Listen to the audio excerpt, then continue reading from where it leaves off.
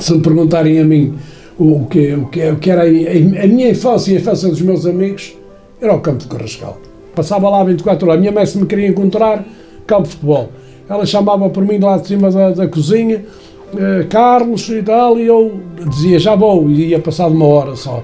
Quando subia a escadaria de coisas, já estava a minha mãe com um troço daqueles das couves à minha espera para me dar umas bordoadas para eu começar a cumprir mais aquilo que ela queria. Sempre no Lamas. Comecei com 15 anos no Lamas. 15 e 16. 15, 16. Ia entrar nos 16 porque fazia 16 nesse ano.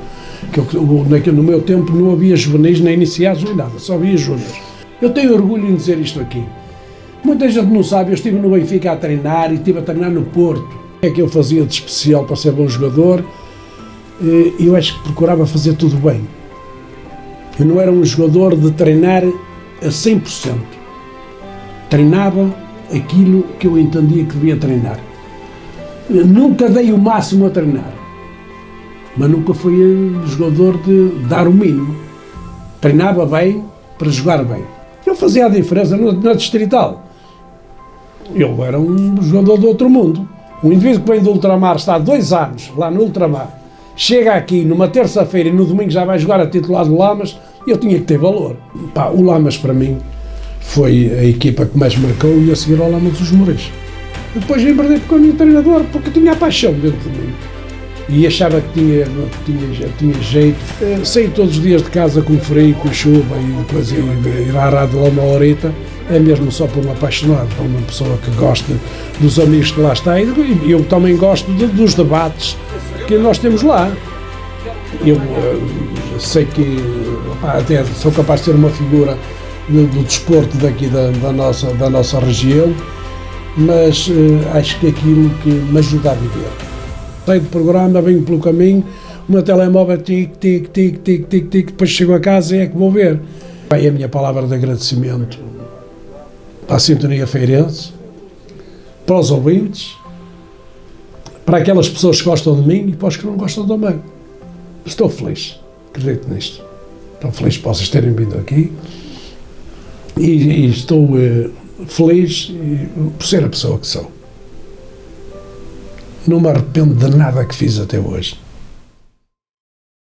Atleta, treinador, comentador desportivo. São muitas as facetas de Carlos Silva, figura histórica do União de Lamas e que marcou o futebol da região.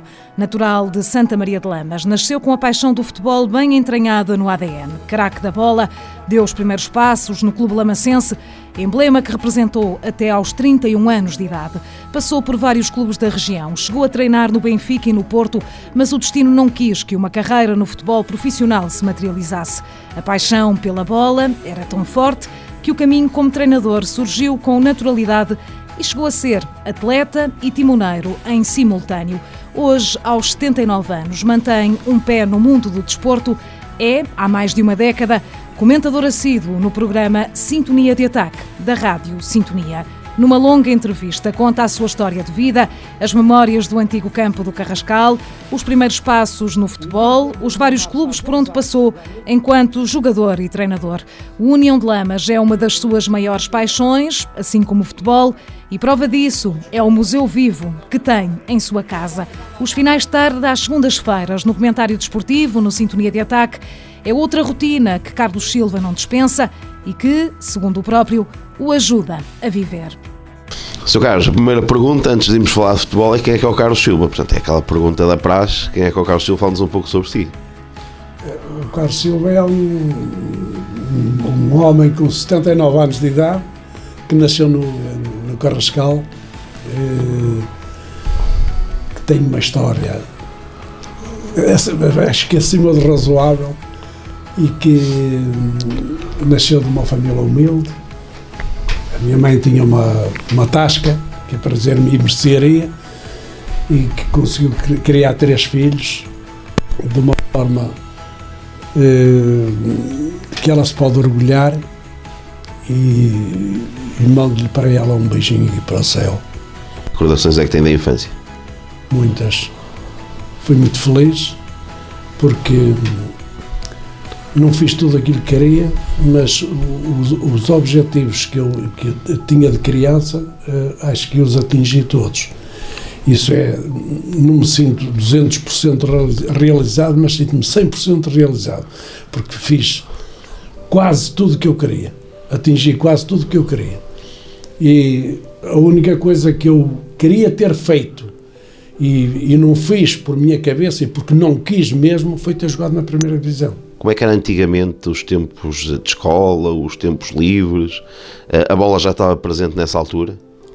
A bola já estava presente, mas havia a obrigação de estudar, de cumprir na escola, porque a escola era os processos da escola eram muito mais rígidos do que hoje em termos disciplinares. Nós tínhamos de estar atentos na escola, nas carteiras, àquilo que a professora dizia, porque senão levávamos umas reguadas ou levávamos com a cana na cabeça. E éramos obrigados a ser bons alunos, porque tínhamos muitas horas de escola. Tínhamos escola de manhã, escola de tarde. Agora, as qualidades e as condições que existem hoje não tínhamos.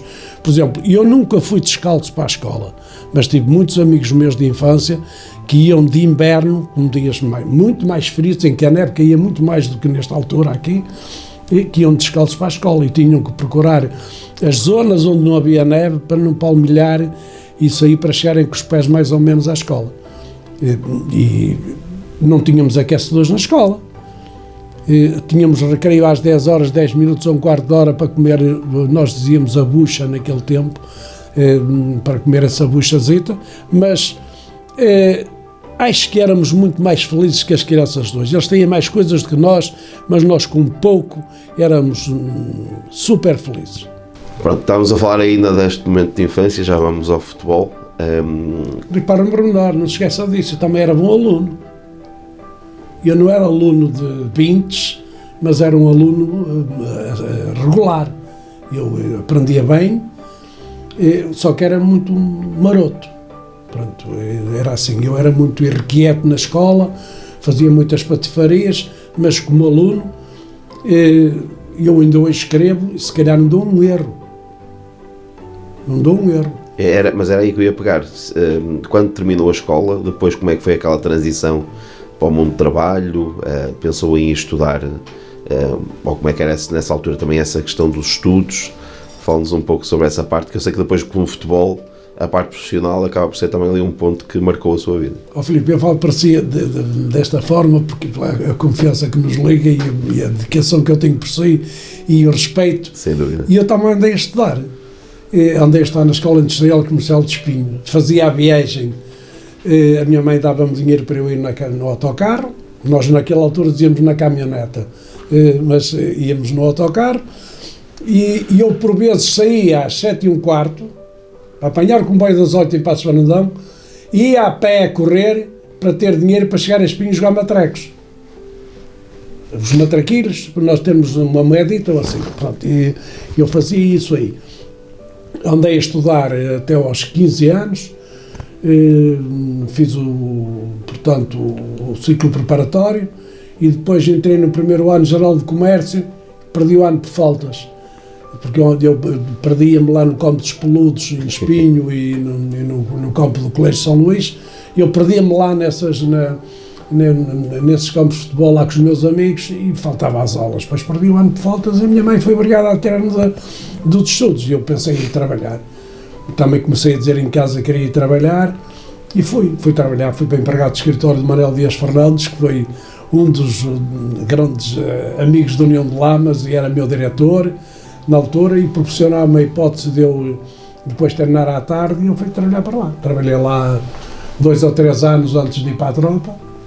A minha vida foi mais ou menos assim dentro disso. Agora, só que se me perguntarem a mim o que era a minha infância e a infância dos meus amigos, era o campo de Carrascal. Lá era que nós tínhamos as nossas tertúlias, era onde nós brincávamos todos, jogávamos tudo que se joga hoje e mais alguma coisa, jogávamos a coxa, que ninguém sabe o que é isso aí, mas era uma bola que nós tínhamos de meter num buraco, estavam 4 indivíduos ou 5 com um stick a dar umas porradas na bola para a bola não entrar no buraco. Nós jogávamos à macaca com as mulheres, ganhávamos sempre. Nós íamos aos artistas, que era o problema, íamos ao cinema durante a semana, ao sábado ou ao domingo ali a Lamas.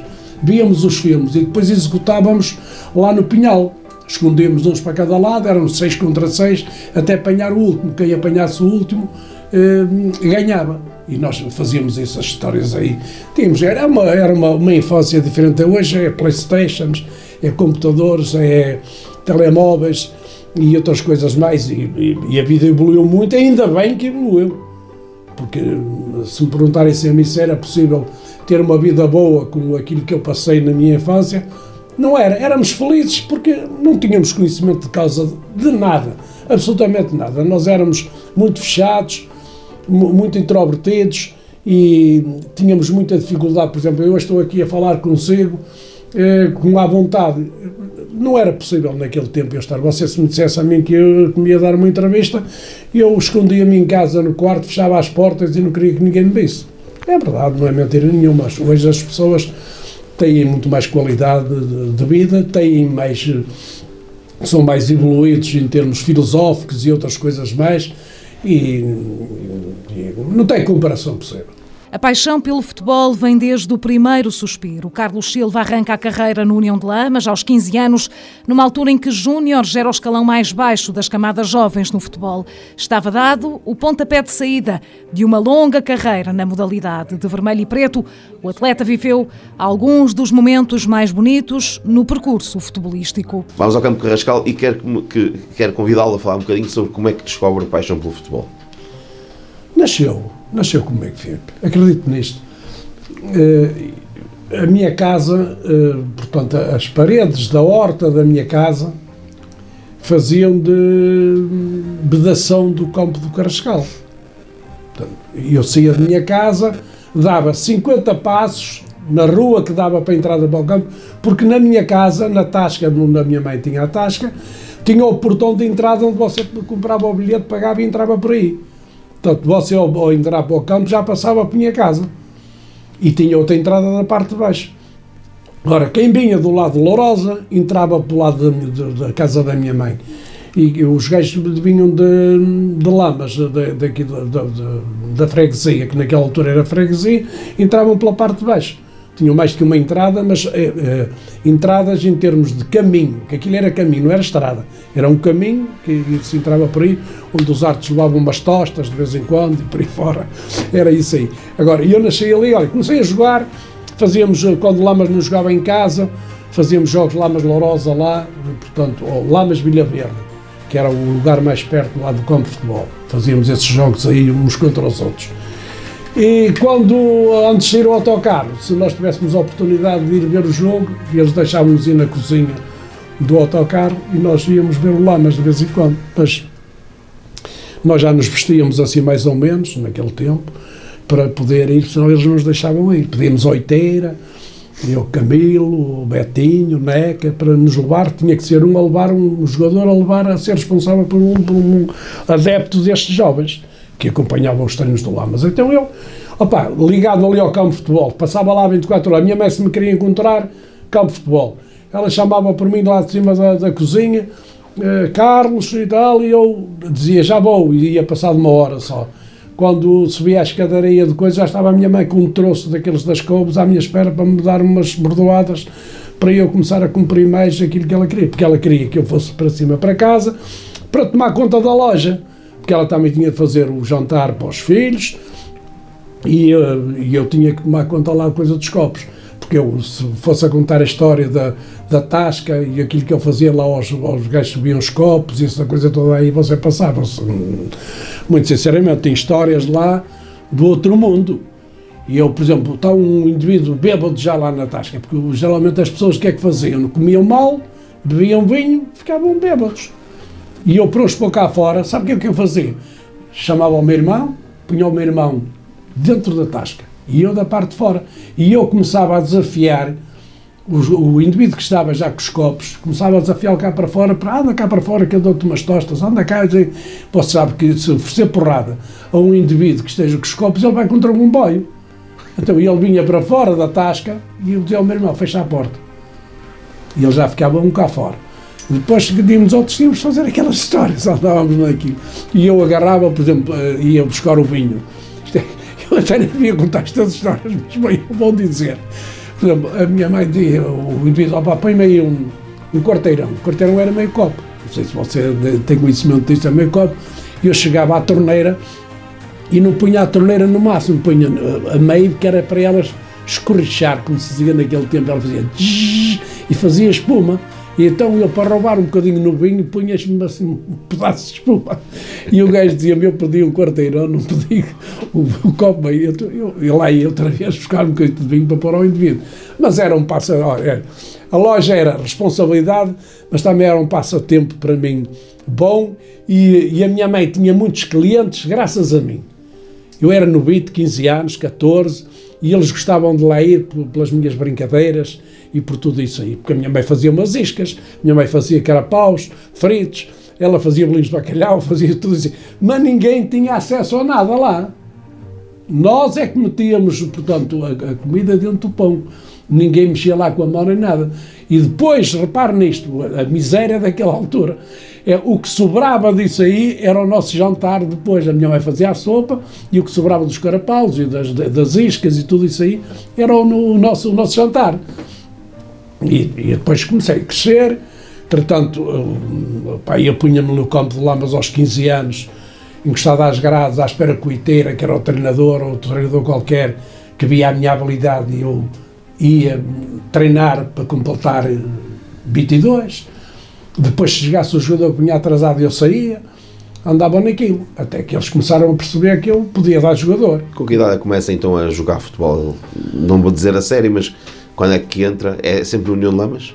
Sempre no Lamas. Comecei com 15 anos no Lamas. 15 e 16. 15, 16. Ia entrar nos 16 porque fazia 16 nesse ano.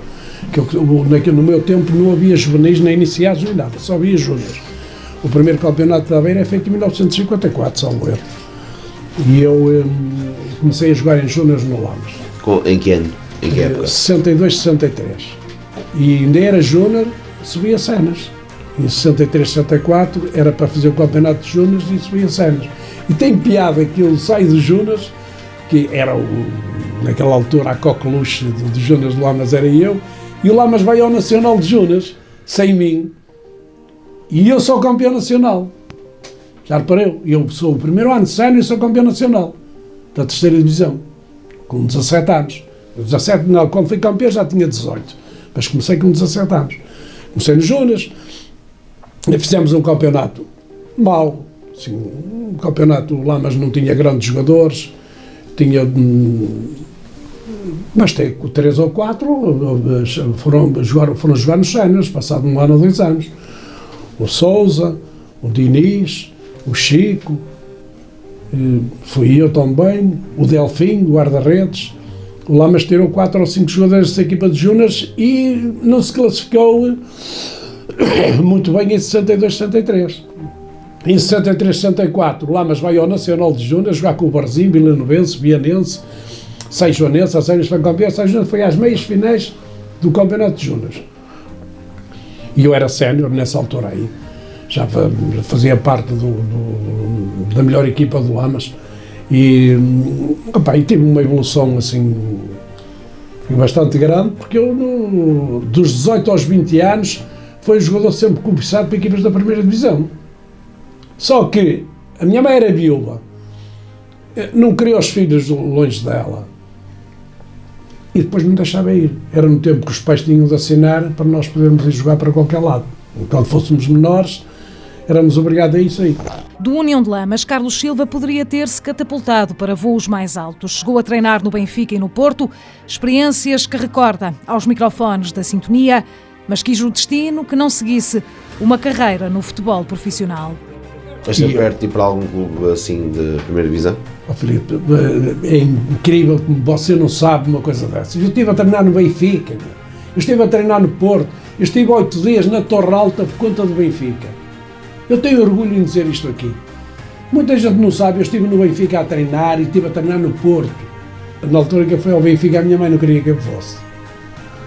Mas, depois de algumas insistências,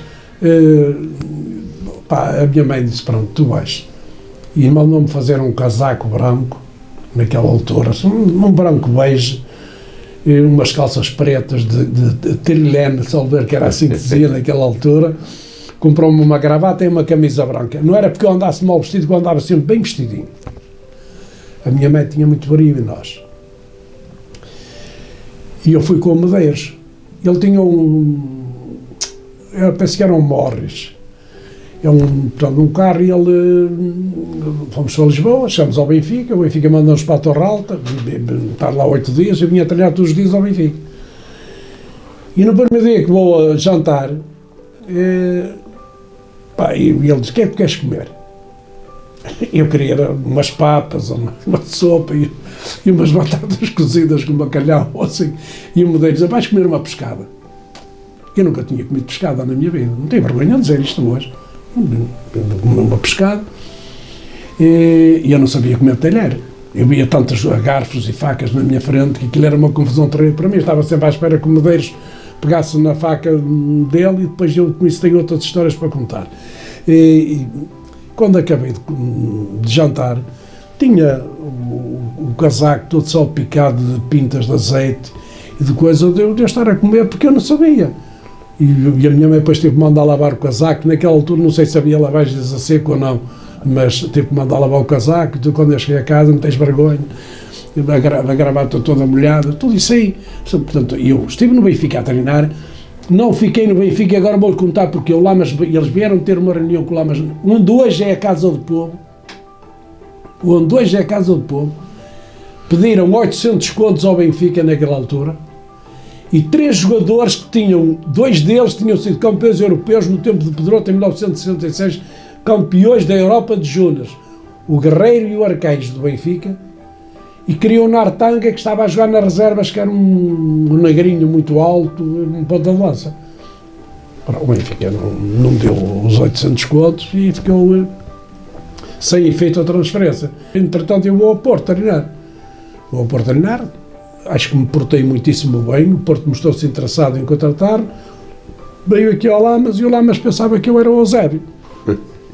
E pedia dinheiro fora do contexto, e as equipas davam negas. Mas depois disso aí, Guimarães, Académica, Espinho na primeira divisão, uma série de equipas que estiveram sempre interessadas em mim, mas eu tinha muito medo do futebol profissional, porque já naquele tempo às vezes não se pagava.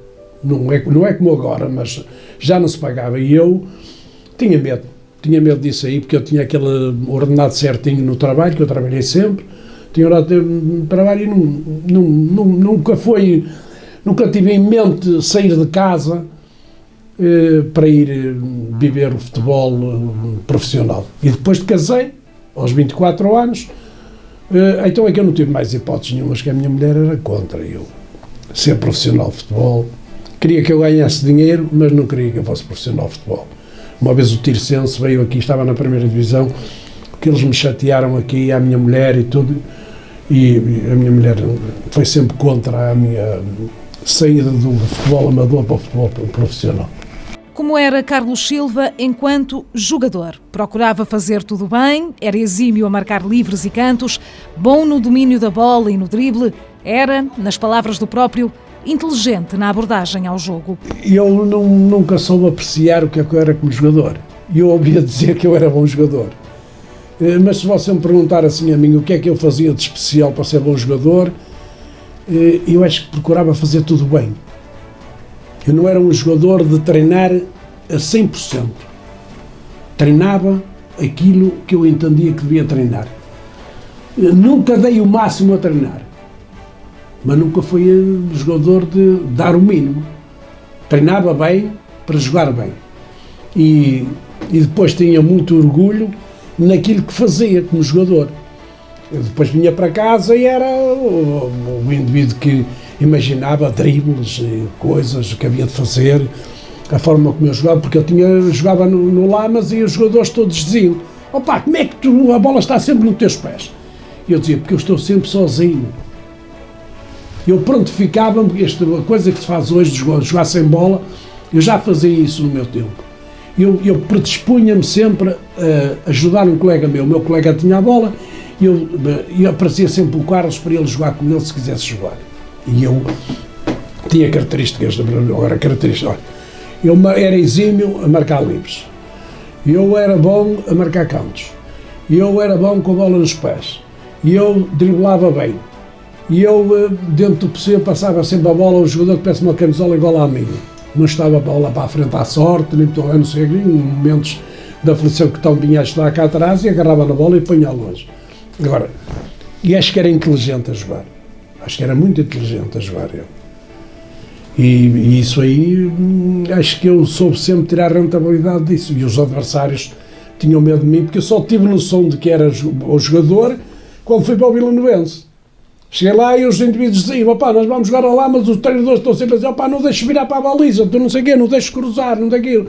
Porque eu não sabia disso, nunca tive a noção de ser um jogador, assim, para jogar numa equipa de primeira divisão destas como o Farense e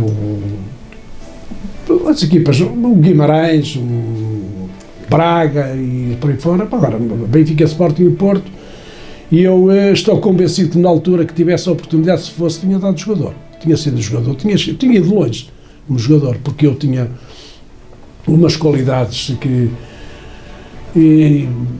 eu acho que no futebol de hoje eram fundamentais, com o treino que eles têm hoje e as qualidades que eu tinha e a forma como eu jogava.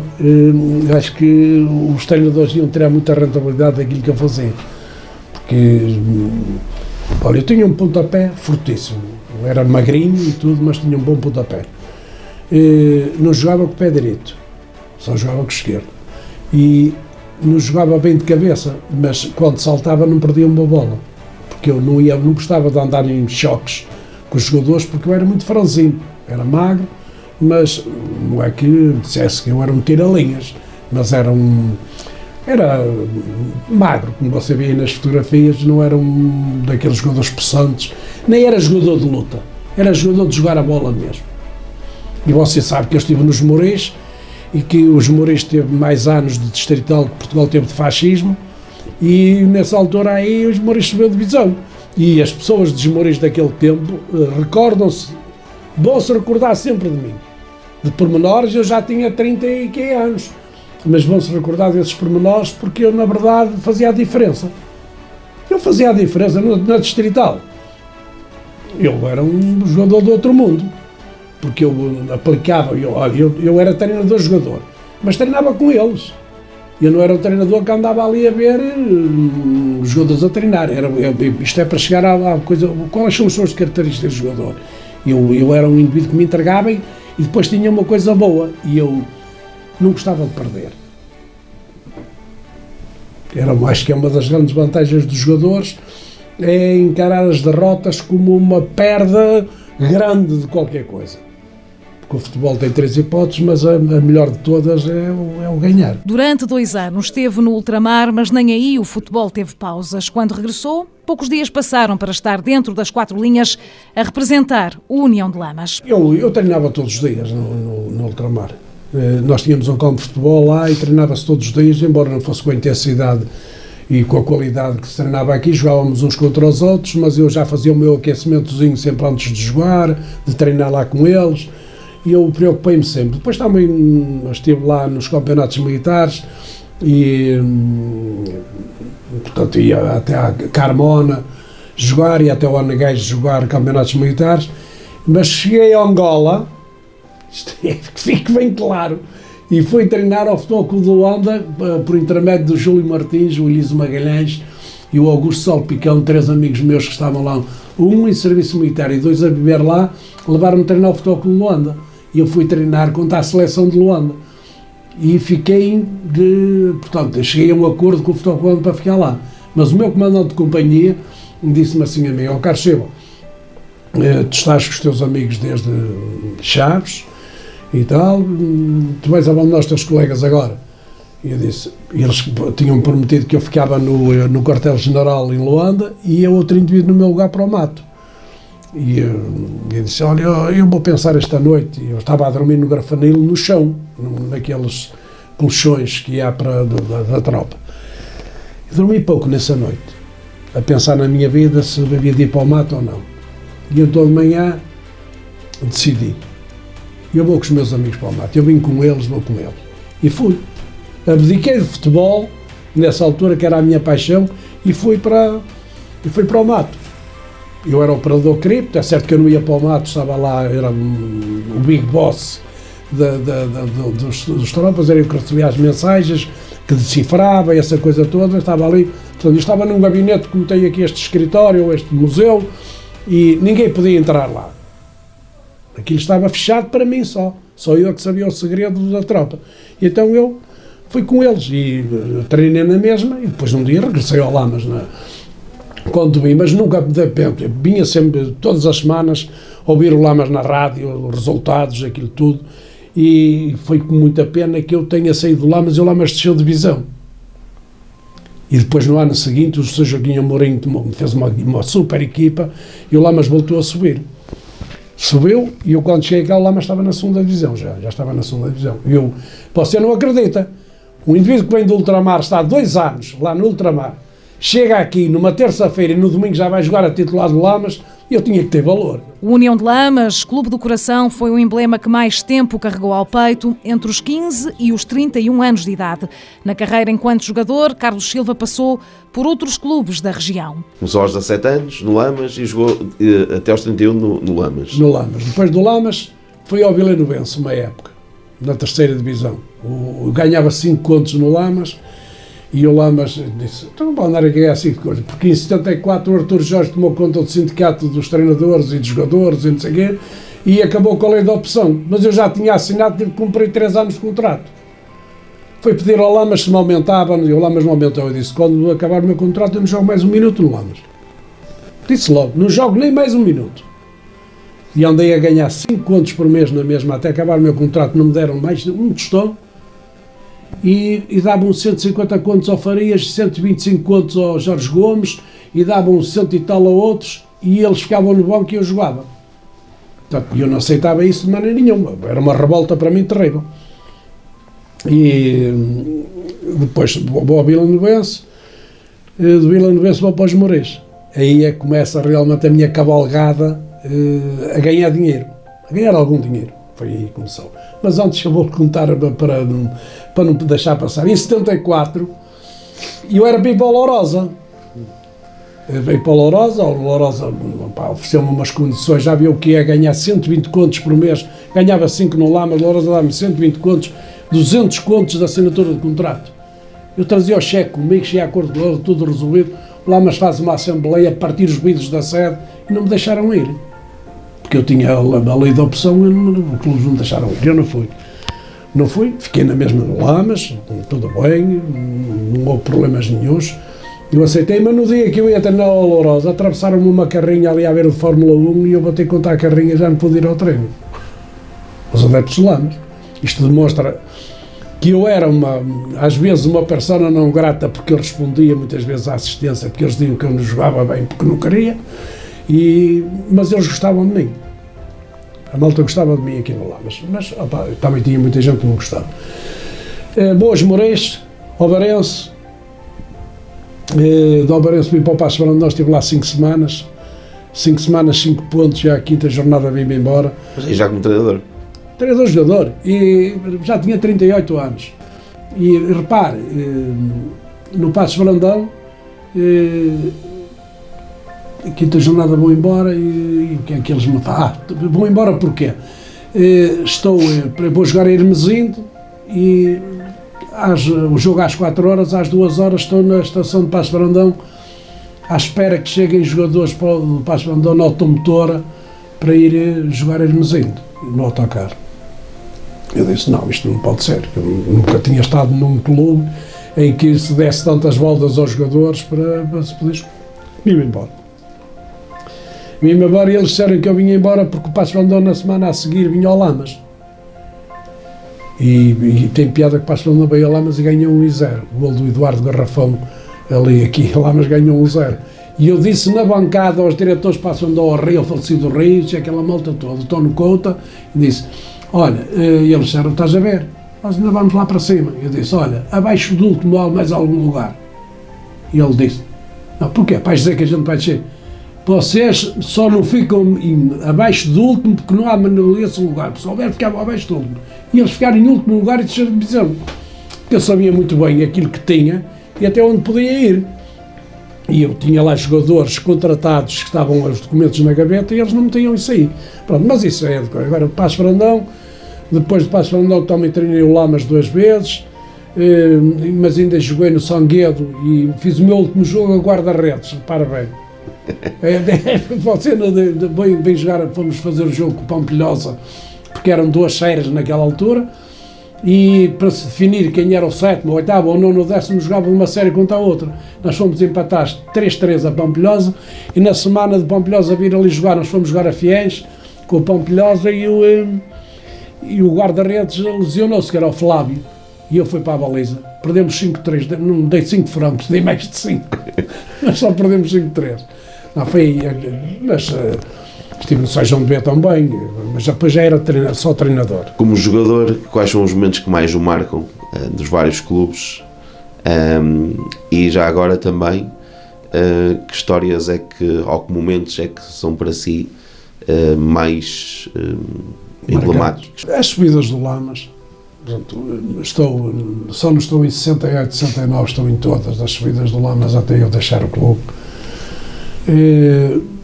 Tenho orgulho de dizer que só joguei um ano na Distrital no Lamas, um ano na 3ª Divisão e sempre na 2ª Divisão. Acho que fui mais feliz em 74, 75, quando subi de divisão na Liguila, do que quando fui campeão nacional.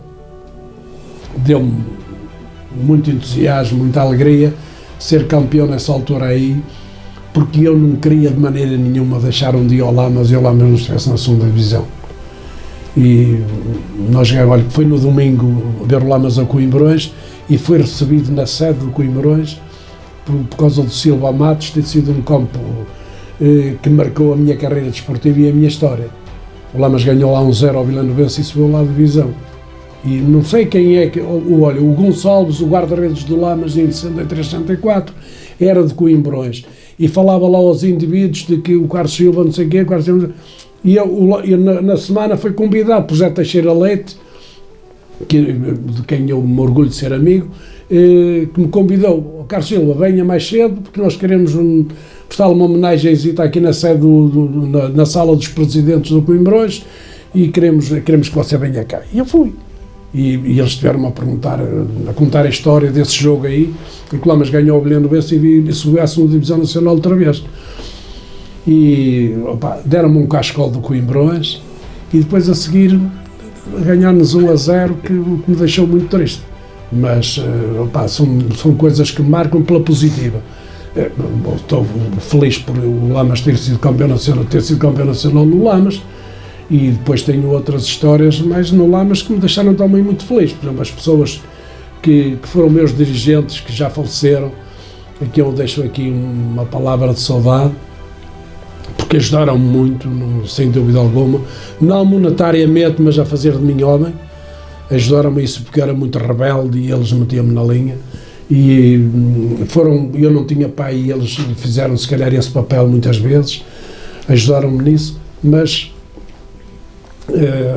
o Lamas para mim foi a equipa que mais marcou, e a seguir ao Lamas os Moreiros, sem dúvida alguma. Não estou a dizer isto aqui para passar a graxa às pessoas dos Moreiros, até porque eu vou lá poucas vezes, só vou lá quando vou ver o Lamas ou assim, mas o facto de terem acreditado em mim naquela altura, para treinador-jogador, foi muito importante na carreira que eu viria a ter depois em termos de futuro, porque eu fui campeão logo no primeiro ano dos Moreiros, e eles perguntaram-me a mim o que é que eu queria para os Moreiros, e eu disse, queria fazer uma boa equipa, e eles deixaram-me contratar 2 ou 3 jogadores, e o resto eles contrataram. Fui o Abílio, pessoa que eu tenho muito apreço, quando hoje está comigo em Espinho, e acreditou muito em mim, foi meu adversário contra os Moreiros, mas foi uma pessoa que acreditou muito em mim mesmo, e eu também acreditei muito nele, porque ele é que ficava no banco, e se houvesse alguma alteração a fazer, por exemplo, as chamadas de atenção, eu permitia ao Abílio que ele fizesse isso, porque ele era um conhecedor de futebol. O Abílio era um indivíduo como eu, ele era vivaço, na minha opinião, em termos de jogo jogado, ele era um indivíduo que via as coisas à distância e aquilo que poderia vir a acontecer. E ele ajudou muito nesse aspecto. E eu tenho de reconhecer que foi campeão nos Moreiros, mas que ele também me ajudou muito como chefe de departamento de futebol, e foi uma pessoa que eu posso dizer hoje, se calhar, nunca faltou um treino dos Moreiros, esteve sempre presente. E naqueles momentos menos bons, que tivemos muito poucos, ele esteve sempre ao meu lado. Sempre. Eu às vezes queria vir embora e ele, nem penses. Porque eu era assim muito... Eu era explosivo. E eu de um momento para o outro dizia, pá, olha, para mim acabou, vou-me embora, não sei o que, não sei quantos. E eles davam uma volta e eu ficava sempre com a mesma paixão. Porque no fim de contas, e eu hoje acabo de reconhecer, eu não queria vir embora. Mas também às vezes estava a experimentar para ver se estava a mais ou não. E eles nunca ninguém quis que eu viesse embora, ali nos Moreiros. Fui lá muito feliz, passei lá 2 anos em que não subi à 2ª Divisão Nacional com a mesma equipa, 2 ou 3 reforços, porque eles não acreditaram em mim. Se eles tivessem acreditado em mim, se calhar tinham subido. Eu não me esqueço, vou jogar à régua num autocarro com assistência. A equipa de futebol e o resto do autocarro preenchido, cheio com adeptos dos Moreiros, com crianças a vomitar pelo caminho, e nós vamos comer à régua para Lamego. Nós íamos jogar a Lamego, mas fomos almoçar à régua. E com crianças a vomitar pelo caminho, fomos comer, para jogar às 3 horas, fomos comer quase a 1 hora e quê. Eu nunca mais vou esquecer disso aí, porque eles não contribuíram, porque se nós ganhássemos nesse dia em Lamego, os Moreiros eram um sério candidato a subir divisão, à 2ª Divisão, nessa altura. Depois, optei pelo Ovarense, também fui campeão. Vim embora do Ovarense em primeiro lugar. Quem é o treinador que vem embora de uma equipa qualquer em primeiro lugar? Vim o Carlos Silva, porque eu era diferente. Acredito nisto. Disseram a mim que havia jogadores que não queriam que o Ovarense subisse de divisão. Eu disse, se vocês até quinta-feira não me disserem quem são os jogadores que não querem subir de divisão, eu vou embora. Ganhei o Lourosa, estava em primeiro. E eles disseram, não é que eu disse ao Sr. Joaquim, quem são os jogadores que não querem subir na quinta-feira? E ele disse, não lhe digo. E eu calcei umas sapatilhas, camisola, fui do outro lado, não tenho, conheço como do Ovarense. Do lado tem o marcador, antigamente tinha assistência, não tinha ali uma escadariazinha. Sentei-me ali com os jogadores, despedi-me, vim-me embora. Não quis dinheiro nenhum. Vim-me embora, sem dinheiro, sem nada, vim-me embora. Sabe o que é que aconteceu ao Ovarense? Só tinha um empate em casa com o Lixa, perdeu em casa com o Passos Brandão, foi perdeu com o Balonguense em casa também, só ganhou ao Régua e ao Mogador. E eu quase que garanto, eu não posso garantir nada, mas garanto, comigo eles ganhavam os jogos todos até acabar. Porque os jogadores do Ovarense comigo corriam até morrer. E eles davam tudo por mim, porque eu também era muito amigo deles. E acho que fiz lá uma boa equipa. E fiz lá uma boa campanha. Por isso é que eu, passado para aí 7 ou 8 anos ou 9 anos, sou chamado outra vez para o Ovarense, pelo Dr. Leonardo Azevedo. E repare o que ele me fez. Ele fez uma equipa profissional, na altura. Não fez profissional, mas depois veio uma lei da Federação Portuguesa de Futebol que os 4 primeiros iam subir porque ia fazer-se a 2ª Liga. E eu vou para lá e só com 4 equipas, já parece que vai ter hipótese de subir. Fomos ao Porto, contratámos Simone, Picão, Farias, de Boa Vista, grandes jogadores, o Luís Manuel, que depois até foi para o Sporting, e eu não podia, ele queria que eu deixasse de trabalhar, que fosse profissional de futebol. Eu chegava a casa todos os dias às 2 da manhã, 3 da manhã, porque ia comer para o Cabana com ele, íamos para o Porto, pode ser uma média em festa para contratar jogadores, e eu todos os dias a ter problemas em casa. O meu casamento esteve em risco de acabar, não, sem dúvida alguma, e a minha mulher disse, vai ser uma coisa ou outra, tu não vais chegar a casa a essas horas todos os dias. E depois eu tinha de ir trabalhar às 8 horas, às 7h30 tinha que sair de casa. E o que é que ele fez? Ora, queria que eu fosse, eu não disse que no profissional que não era, treinavam os profissionais à tarde com o professor Bessa e eu a treinar com os amadores à noite. Olha, disse, não pode ser, vou fazer o primeiro jogo, ganhamos 1-0, e eu vim-me embora. E ele disse, não, vamos chegar a um acordo e vou-me embora, que eu não estou para andar aqui a treinar jogadores que eu nem sequer converso com eles durante a semana, nem os bois, se calhar alguns nem os conheço. Então é aquela coisa. E ele disse-me, quanto é que tu queres para ir embora? E eu disse, eu vou ficar agora parado, tinha aqui, eu ganhava 250 contos no Avarense naquele tempo. E ele disse, pronto, eu dou-te 500 contos. Eu queria dar 4 saltos lá dentro da sede e tudo, da alegria dele me dar 500 contos. Venho embora com cheque, meto cheque, não tem cobertura. Não, é verdade, não tem cobertura, são histórias que não tem cobertura. E ele disse, presidente, até você passou-me o cheque e ele não tem cobertura. E ele disse, fala com o teu gestor de conta, que quando o Avarense tiver dinheiro na conta, ele que tira os 500 contos, mete ao cheque. E é verdade, eu, passado 15 dias ou o quê, tinha tudo normalizado e não tenho nada a dizer, só tenho que dizer bem daquela gente. Tive lá uma história lindíssima e foi muito feliz também em Ovar. Mas Luís Moris, pelo convívio, pela forma como as pessoas me trataram e a festa do último jogo, nós fomos campeões no último jogo contra o Paivense, ganhamos 3-0, e eu aí vou contar agora aqui uma história. Eu jogava sempre com as mesmas botas, sempre com as mesmas cuecas, nós naquele tempo dizíamos truços, parece que era assim que se dizia, ou aquela cueca, e a minha mulher punha-me sempre o saco igualzinho, era ela que me fazia o saco todas as semanas. E nesse dia trocou-me as botas, pôs-me umas botas a dizer que eu tinha com um pitão muito curtinho, que era, se levavas, se estivesse a chover, por causa do piso mole e não sei. E eu disse-lhe a ela, vim cá fora, já vinha assim, vinha de calças e já vinha com a camisola para jogar. E disse, então estou no último dia, no jogo importante este, trocas-me as botas. E ela, não, eu pus as botas. E ela agarrou, pediu um diretor dos Moris, que era vizinho de José do Albino, e ele veio aqui à minha casa buscar as minhas botas. Quando chegou lá, os Moris já estavam a ganhar 1-0 com um gol marcado por mim com aquelas botas. Às vezes nós falámos aqui, eu com ela, e ela disse, tu tinhas cada uma. E ela veio aqui a casa com medo de que se os Moris não ganhassem, eu atirasse as culpas para ela. Não, mas chegou lá, e os Moris já estavam a ganhar 1-0 e tinha sido que tinha marcado o primeiro gol. E depois foi o Carlos Silva que deu o segundo golo e deu o terceiro e dava tudo, porque eu era o abono de família deles. Não tinha dúvidas nenhuma, os Moris gostam de mim por causa disso, pequenos momentos de chave, eu dizia aos jogadores de Moris, odiava aqueles gajos, dei a bola a quem sabe, meu. E eles davam uma bola a mim, sabia que eu nunca perdia a bola, dificilmente. E eu tive coisas em Moris, acredito nisto, há jogadores que ainda hoje, às vezes vou lá, tive muita pena de ter ido ao funeral de Matateu. Foi uma pessoa que me marcou pela positiva e ele tinha 35 anos, ninguém gostava dele nos Moris e eu 10, tu e mais 10, porque ele dava-me garantias para determinadas coisas, momentos de jogo. E ele jogava, ele e o Magano centrais. E eu tive muita pena de quando soube que ele tinha morrido e não ter ido ao funeral dele. Depois de longos anos de bola no pé, chegou o tempo de pendurar as chuteiras, mas Carlos Silva manteve-se ligado ao futebol enquanto treinador.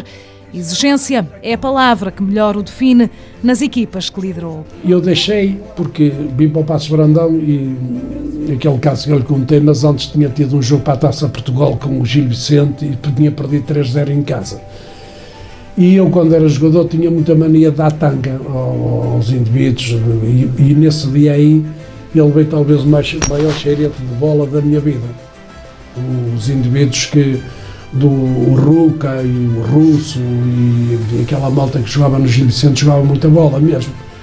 E ganharam os 3-0 e eu disse à minha mulher, para mim acabou o futebol, não jogo mais. Porque eu se calhar acabei da mesma forma que comecei. E eu gozava com os indivíduos e depois fui gozado eu. O Beitanga, a grande velho que ele veio ali no Zulmiras em cima, com o Gil Vicente para a Taça Portugal. E deixei de jogar aí. Depois vim perder com o meu treinador, porque tinha a paixão dentro de mim. E achava que tinha jeito para aquilo, embora quando eu fui para os Moris, foi cheio de medo.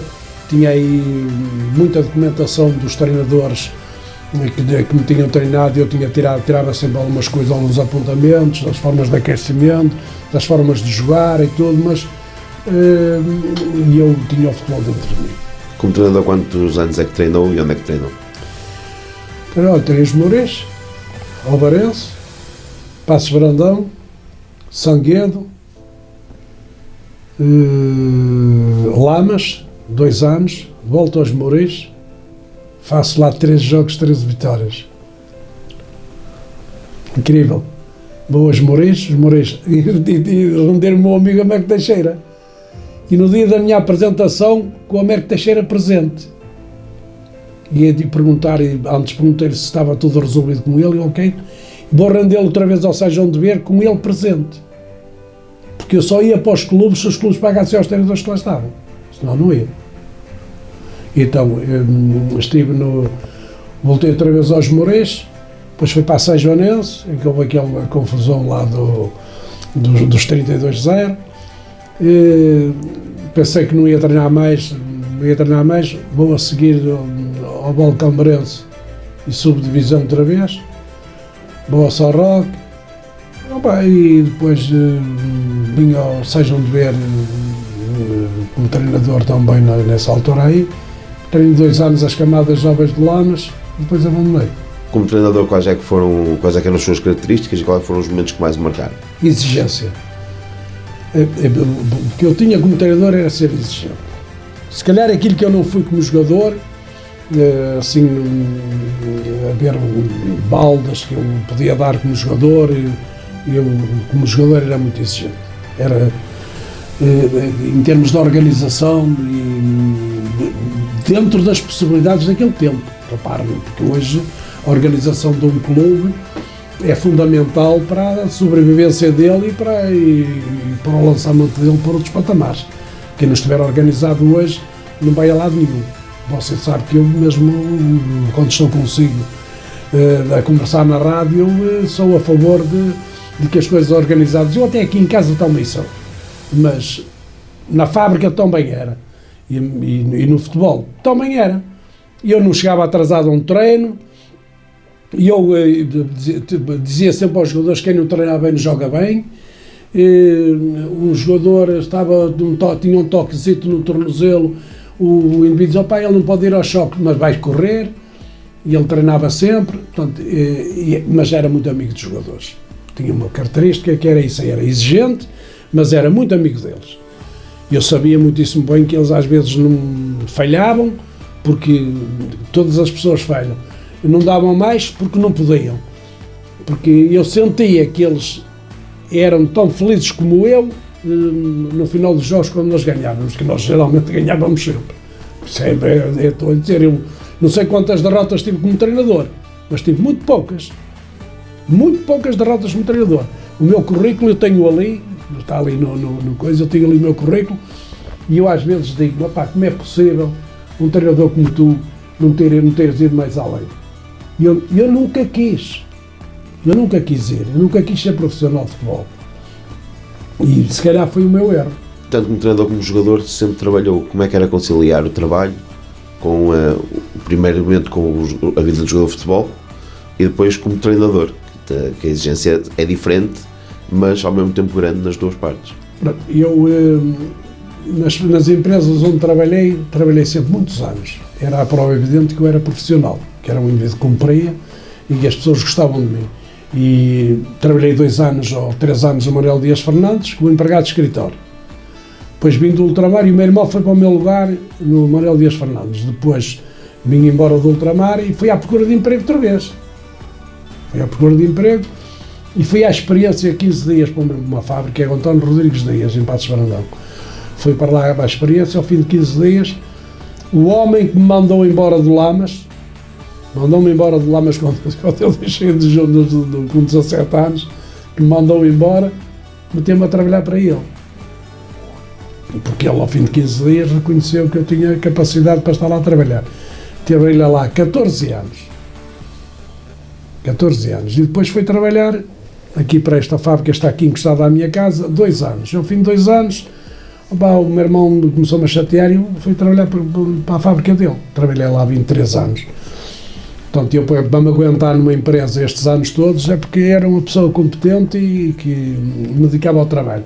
Agora, eu ser treinador e trabalhador é andar 8 horas dentro da fábrica, 9 ou 10, a pensar em futebol e a pensar na fábrica.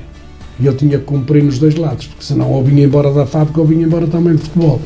E eu, nesse aspecto aí, acho que me desgastei psicologicamente um bocadito, por isso é que eu hoje, se calhar, vou durar menos anos. Vou durar menos anos porque era um indivíduo que me entregava às coisas com muita paixão. Como futebolista, sente que afetou o trabalhar e jogar?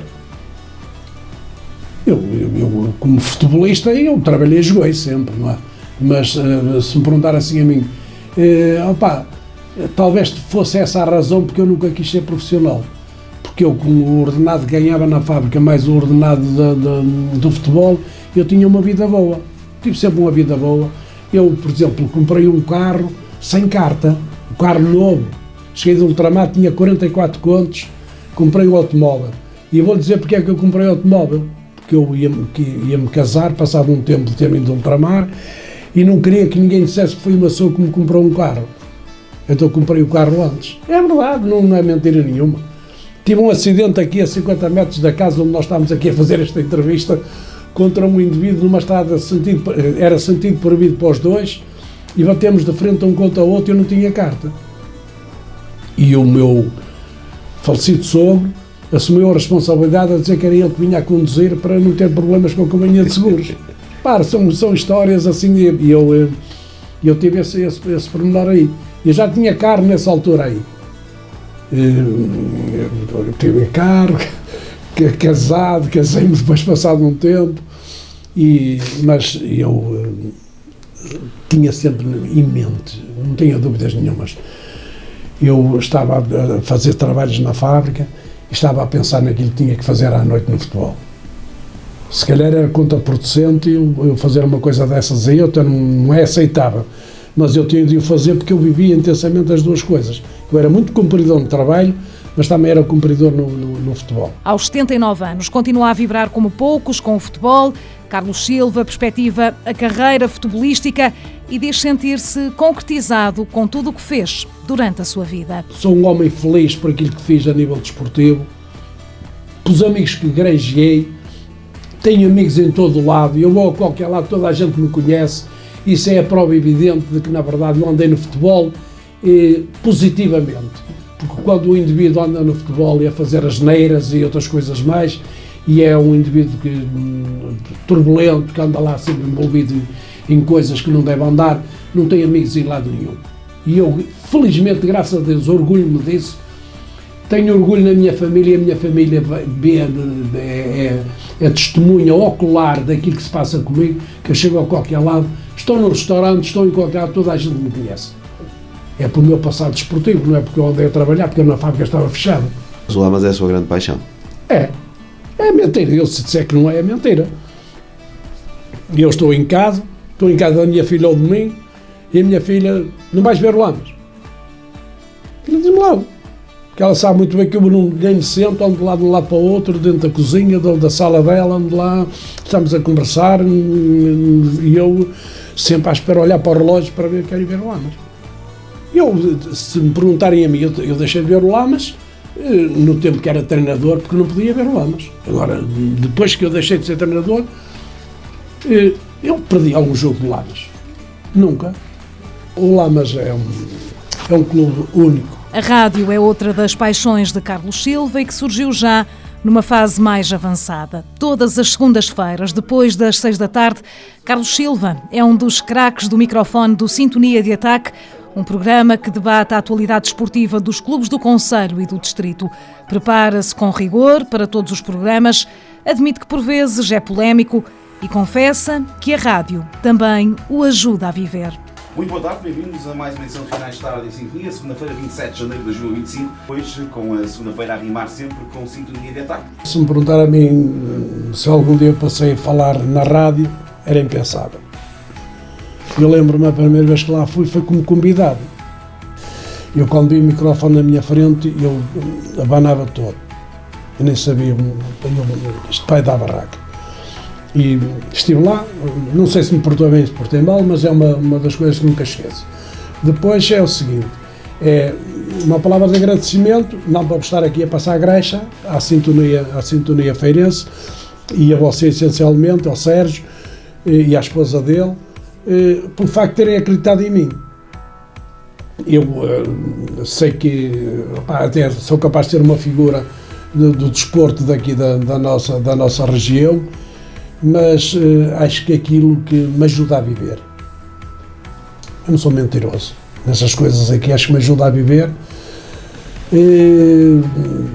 Você foi ali e não reparou muito, mas se calhar você, como é esperto, que eu sei que você tem uma inteligência acima da média,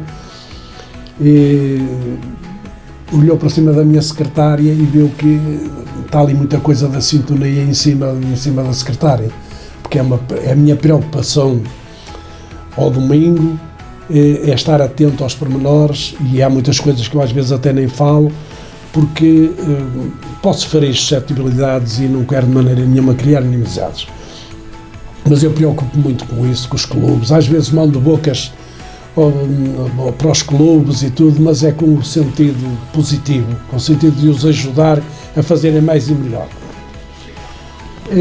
Estar lá também é a minha história. É a minha história. Eu chego à segunda-feira, vou feliz para lá e venho feliz de lá. E na terça faço uma retrospectiva daquilo que foi lá fazer. Aquilo que eu disse, que não devia ter dito, e todos esses pormenores. Isso é uma demonstração de que eu estou a viver aquilo e que gosto daquilo.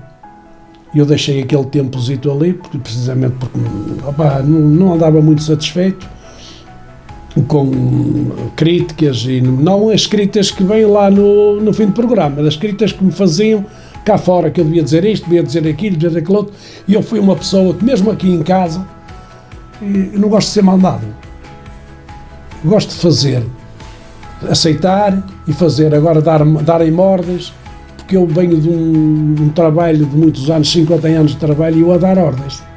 E um indivíduo que dá ordens, muitas das vezes não gosta de ser mandado, e é o meu caso. E às vezes havia pessoas que me mandavam umas bocas assim um bocado reacionárias, e eu não gostava muito disso aí. Então disse, vou fazer uma pausa. Mas depois também comecei a perceber que aquilo me fazia um bocadinho de falta. À segunda-feira, os meus amigos lá, se você me perguntar assim a mim, eu conheci pessoas lá na rádio, e até indivíduos convidados, que eu não fazia ideia nenhuma da capacidade deles, da qualidade deles. E acho que a sintonia fez-me melhorar um bocado. Fez-me melhorar um bocado em todos os sentidos. Se calhar mais calma, mais fluidez de raciocínio, não ser tão espontâneo, mas também acho que a rádio também me ajudou a ser controverso, porque eu vou para lá e gosto de animar o programa, muito sinceramente. Acredito que não é aquilo, sai-me naturalmente, porque eu não levo nada estudado de casa. A única coisa que eu levo estudado de casa é resultados, classificações, e se tenho a preocupação. E eu acredito nisto, desde que eu entrei na sintonia, eu vou mostrar antes de vocês irem embora. Você tem ali as classificações todas das equipas e tudo ali arquivado. Reparem para nós, a influência que a sintonia tem para mim. Porque eu, para além de julgar que sou organizado, também gosto de saber.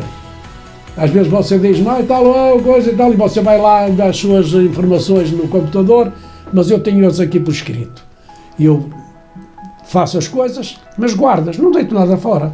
Mesmo coisas sem importância, que não têm importância nenhuma na hora, podem vir a ter importância daqui a 10 anos. E eu guardo isso tudo. A rádio, como bem lembra Carlos Silva, é bem mais do que o comentário desportivo.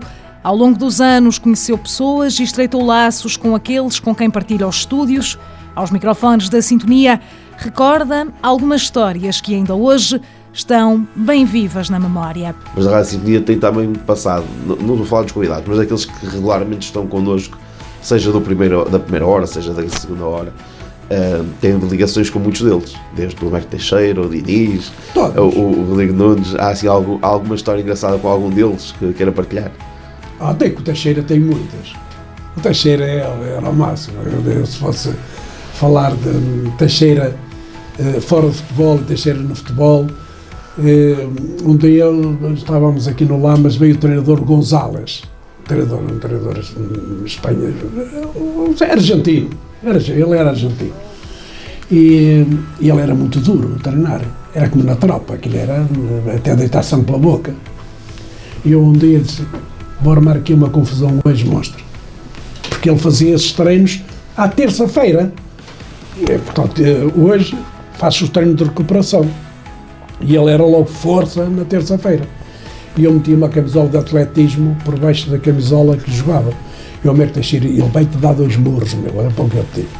Porque ele era tinha, é como o Sérgio, assim, um cabedal daqueles ali, mas ele mais musculado. E nós estávamos a correr, íamos para aí à 5ª ou 6ª volta, eu tirei a camisola e fiquei com a camisola de atletismo. E ele disse, oh, Carlos, que é isso? E eu, diga-me isto. E ele, o que é essa camisola? E eu disse, eu estou a treinar para fazer os 10.000 metros. Naquela altura se falava de maratona. Então vou treinar para os 10.000 metros. E ele, roa! E pôs-me cá fora. Ele realmente pôs-me fora do treino e tudo. Depois chamou-me a atenção no balneário e tudo isso aí. Mas eu tenho outras histórias assim, mais engraçadas, mas que não são para estarmos a contar aqui. São coisas, histórias de outro mundo para mim. Olha, eu vou contar a história de sobretudo. O Américo Teixeira não me vai levar a mal. Nós fomos um dia ao Porto. E fomos ao Porto depois de um jogo e tal, e o Teixeira tinha um sobretudo muito comprido, que dava assim aqui até aos tornozelos. E nós dizíamos, pá, tens uma vergonha com esse sobretudo e tal. Estávamos a picá-lo. E ele disse, estávamos lá assim a olhar para o bengaleiro, estava lá um sobretudo à medida dele. Eu disse, opá, mete este sobretudo aqui, leva este, deixa cá aí o teu. E ele, este é o sobretudo vai-se embora. Já estávamos bem aqui há 15 dias, 3 semanas, de um treino de manhã, aparece o gajo do sobretudo ali, com o sobretudo dele, e disse, olha uma coisa, você não vai dizer. Oh, ele ficou assim, muito estarrecido. Oh, amigo, sobretudo, eu até assim, depois foi um colega meu que pegou nele, vai, conta lá uma história qualquer, e ele levou sobretudo, e depois a malta todos os dias. Ele chegava ao treino e a malta começava a olhar para o portão. Dizia, ó Teixeira, olha que o gajo sobretudo está ali ao portão. Não, temos assim muita história. O Rodrigo Nunes, por exemplo, eu conheci-o, cumprimentávamos, e ele é uma figura, pá, que eu tenho de reconhecer. Ele é um sábio a nível desportivo. Ele é muito controverso e essas coisas todas, mas ele é um homem que está dentro da orgânica do futebol, do desporto, tudo. Nós temos de perceber que ele faz falta ao futebol. Como é possível que o Rodrigo Nunes esteja presente das camadas jovens do Feirense? O Rodrigo Nunes tinha que ser o presidente do Feirense. Porque ele é que tem o ADN do Feirense, ele é que é ambicioso, ele é que quer o Feirense na primeira divisão e mais nada. O Vítor Duarte é uma surpresa agradável. É um homem que eu não desconhecia totalmente que ele era percebia de futebol, mas é um indivíduo que é um estudioso da bola. Não tenho dúvidas nenhumas. O Neto, eu conheço porque ele é um terra a terra como eu, mas é um indivíduo, um expert. Não fala muito, mas aquilo que fala é tudo acertado. É um indivíduo que mete-se num assunto qualquer do futebol e sai dele a saber. E a prova evidente disso aí é que ele era jogador de futebol, hoje está ligado à arbitragem e é uma máquina. Quantos indivíduos estão nos conselhos de arbitragem a perceber mais do que ele, ou a ser tão interessados como ele? Eu pergunto ao Neto qualquer linha do artigo, não sei quantos do futebol, e o Neto responde em 15 segundos. Porque o Jorge Silva, sem dúvida alguma, porque a prova da competência dele está nos anos que ele está na sintonia e a forma como ele transmite os seus recados desportivos e não só para o futebol ao público. Bom, e depois tem os outros, o João Pinto, uma máquina também de conhecimentos. Na minha opinião, é um diretor desportivo que está no campeonato SABSEG, mas devia estar na primeira divisão. Tem arcabouço para lá estar, porque sabe estar. E é uma pessoa educadíssima, e para além de ser educado, é um indivíduo interessado e percebe daquilo. Os outros, o Xavier, é o que se sabe, só tem um defeito, é para o Benfica. De resto, é um indivíduo também que já tem um passado muito bom no futebol e noutras coisas mais, sem ser futebol. Portanto, o Xavier. Eu nem sei se me estou a esquecer de algum. Você mandou o Diniz embora do Lamas e quer mandá-lo também embora da Sintonia. Não, o Diniz sabe que eu sou amigo dele. O Diniz sabe que eu sou amigo dele. Foi você que mandou o Diniz embora do Lamas, não foi? Não. O Diniz, se tivesse mandava porque era para interesses do Lamas. O Diniz sabe muitíssimo bem que esteve no Lamas e nos anos que esteve aí, o Diniz é que me dizia a mim muitas vezes, nem sei como é que me aguento aqui, porque o Diniz tivesse as condições que o Lamas tem hoje, no tempo que esteve aí. O Diniz esteve no Lamas no tempo que o Lamas não tinha condições para nenhum treinador. Ele esteve adjunto e os jogadores falavam mais com ele do que falavam com o treinador, com o Veríssimo. Então, o Diniz passou numa fase muito má do Lamas. Não que o Lamas tivesse a dever dinheiro a jogadores, mas numa fase difícil mesmo, em que não havia material, não havia condições. Eu acho que ele até nem chegou a treinar o Lamas no sintético, que ainda era pelado, nos júniores. E depois, era a treinar por paixão. E ele mesmo quisesse reunir melhores condições e tudo, não tinha a mínima hipótese. Mas na rádio é um parceiro consigo. Sem dúvida alguma, mas se me perguntarem assim a mim, eu sei que um dia vou ter de vir embora. Eu até estava a pensar, já tinha até a minha mulher, se calhar vou fazer esta época aqui e depois venho-me embora. Mas, porque eu também às vezes olho para mim, vou ao Facebook, começo a olhar para mim, olha um gajo desta idade aqui a falar durante a semana de futebol, não sei o que, com tanta gente nova aí a querer a oportunidade de aparecer ali, que até podia ser uma rampa de lançamento para outros voos, para outras coisas no futebol, estou lá eu a encravar, portanto, essa situação. Agora, se me perguntarem assim a mim, tu achas que estás lá, que mereces estar lá? Talvez pela minha história, pelo meu passado desportivo eu mereça, mas sair todos os dias de casa com frio, com chuva e ir à rádio lá uma horita, é mesmo só para um apaixonado, para uma pessoa que gosta dos amigos que lá está. E eu também gosto dos debates que nós temos lá, não tinha dúvidas nenhumas, e você é o culpado disso tudo. Não sei, você é que é o culpado, porque se me perguntarem assim a mim, você é um bom coordenador? É, sim senhor. A rádio tem a visibilidade que tem neste momento, neste programa do Sintonia de Ataque, porque você é o coordenador. Porque com um indivíduo que não soubesse, você está dentro de todos os assuntos relacionados com os clubes aqui da zona, porque você conhece tudo, palmilha todos os dias e tenta saber, é um descobridor. Se não fosse assim, o programa também não tinha assunto. Não tinha dúvida. Eu vou sempre ver o programa, o nosso e o seguinte. Agora você, olha, apanhou-me num momento fraco e eu hoje, para virar as costas àquilo, não vai ser fácil. Acredito nisto, mas eu tenho que um dia qualquer tenho que deixar mesmo. Porque eu tenho que deixar, Filipe. Daqui a 15 anos a gente conversa. Não, daqui a 15 anos eu também já não ando aqui a fazer nada, mas enquanto me sentir capaz, enquanto me sentir uma pessoa válida, quando eu sentir que estou ali e que as pessoas não mandam mensagens no fim dos programas a dizer estiveste bem nisto, estiveste bem naquilo, tem muita gente, não acredito nisto, eu saio do programa, venho pelo caminho, o meu telemóvel tic, depois chego a casa e é que vou ver. A minha mulher está sempre a dizer, a minha mulher deixou de ouvir a sintonia. Quando eu fui a segunda vez, ela deixou de ouvir a sintonia. Não quero ouvir mais, não sei quantos, mais ao sol, porque tu não tens palavra. e não sei o quê, porque ela, só sou eu e ela em casa. Ela à noite tem muito medo de estar ali sozinha, mas ela sabe tão bem. E a minha Paula diz-me, a minha filha, pai, a minha filha bota para a frente, siga, vai sempre. Sempre que puderes, vai. Vai ao futebol, vai à rádio, faz tudo o que tu quiseres. Desde que sejam coisas, portanto, com sentido, não é? Mas dá muita força a ela, sem dúvida alguma. E como é visto o Carlos Silva pelos colegas de painel que compõem o Sintonia de Ataque? Américo Teixeira, Diniz Rezende, Rodrigo Nunes, Xavier Sousa, Jorge Silva, Vítor Duarte, e o moderador do programa, Filipe Dias, puxam a fita atrás para lembrar como é que Carlos Silva entra nas suas vidas. De facto, a minha amizade com o Carlos é longa, tem desde a minha infância quase.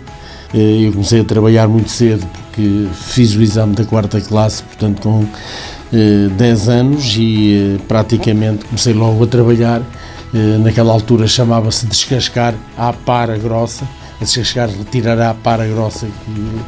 Pronto, e foi trabalhar para a fábrica do Sr. António Barros, que era em frente à casa ou à loja da mãe do Carlos Silva. Portanto, eu recordo que quando tinha 5 tostões ia comprar um quarto de sémia. Não era sempre, não era todos os dias, mas ia lá comprar, portanto, o pão. Por trás da loja da mãe do Carlos Silva havia o famoso campo do Carrascal, onde o União de Lamas, enfim, jogou muitos anos. E no verão, principalmente no verão, nós acabávamos o trabalho e íamos direitinhos ao campo de futebol, não é, fazer lá umas partidas, e eu conheci o Carlos, curiosamente, acho que nunca falei com ele sobre isto, mas conheci o Carlos, eu tinha se calhar 11, 12 anos, e o Carlos a principiar, portanto, a sua vida desportiva no União de Lamas, porque ele é mais velho do que eu, 6 ou 7 anos, portanto, se eu tivesse 11 ou 12, ele teria 18, e, portanto, já jogava, creio eu, portanto, nos séniores do União de Lamas. E eu comecei a admirá-lo, porque, de facto, portanto, já naquela altura, e meio a sério, meio a brincar, eu admirava-o, e algumas coisas que eles faziam com a bola eu procurei imitar, mas nunca consegui, porque ele de facto era o único na altura, e depois foi o único como jogador. Eu conheço o Carlos Silva como treinador. Eu era miúdo, pronto, eu conheço-o do Lamas e dele ser treinador dos Moris e de outros clubes, e eu, enquanto miúdo, nascido e criado em Passos Brandão e adepto do futebol, não é? Comecei a dar os meus primeiros toques no Passos Brandão, e claro está, ia sempre ver os séniores, não é? E é lógico que o Carlos Silva era uma referência, vi-o jogar muitas vezes no Lamas, era eu miudito. Depois acompanhei também muito como treinador das equipas adversárias que defrontavam aquelas equipas que eu ia ver jogar, que no caso do Passos Brandão, ele foi treinador dos Moris, foi treinador da Alvarense, e então eu acompanhei o Carlos Silva e tinha conhecimento do Carlos Silva enquanto adepto, e ele como treinador e como antigo jogador. Sou sócio do Clube Futebol União de Lamas, é o clube pelo qual eu tenho mais carinho, mais amor, mais paixão, e o Carlos Silva é de certeza absoluta a maior lenda viva do Clube Futebol União de Lamas. O Carlos Silva é, a seguir ao comendador Henrique Amorim, talvez a figura mais importante da história da União de Lamas. Eu tenho pena não o ter visto jogar pelos testemunhos de várias pessoas na época, nomeadamente o meu pai. O meu pai ia ao famoso campo do Carrascal só para ver o Carlos Silva. O famoso Carlitos, toda a gente o tratava mais carinhosamente por Carlitos. Uma das pessoas que testemunhou a grandiosidade do Carlos Silva, eu tenho um amigo que foi jogador do Boa Vista e que me apresentou um jogador que em tempos jogou no Boa Vista, não o estava a conhecer, também não é do meu tempo, um homem enorme, que quem estiver a ver este testemunho que eu estou aqui a fazer vai saber quem é o Mário João. O Mário João foi um dos maiores centrais da história do Boa Vista. E quando eu lhe disse que era da zona de Lamas, sou natural de Moselos, mas União de Lamas é um clube que os moselenses, há muita gente de Moselos que gosta do União de Lamas, de outros clubes também, mas em particular também do União de Lamas. Eu disse-lhe de onde era e com quem estava comigo. Ele disse: amigo, este rapaz que é teu amigo é amigo do melhor pé esquerdo que eu vi na minha vida. E eu fiquei assim, surpreendido. O Mário João está a dizer isto, e eu disse: você está a falar do Carlos Silva? Ele: é verdade, hoje ele valia milhões. Eu conheço o Sr. Carlos Silva do tempo do jogador. O meu pai também pertenceu em tempos aos veteranos da União de Lamas, ele foi um dos fundadores dos veteranos da União de Lamas, e o conheci através dessa realidade a pessoa, a figura, o homem Carlos Silva. E até hoje é uma pessoa que eu prezo muito, é um grande amigo que eu tenho. Eu conheço o Carlos Silva há muitos anos, porque ele é uma pessoa do futebol, uma pessoa do desporto de concelhio.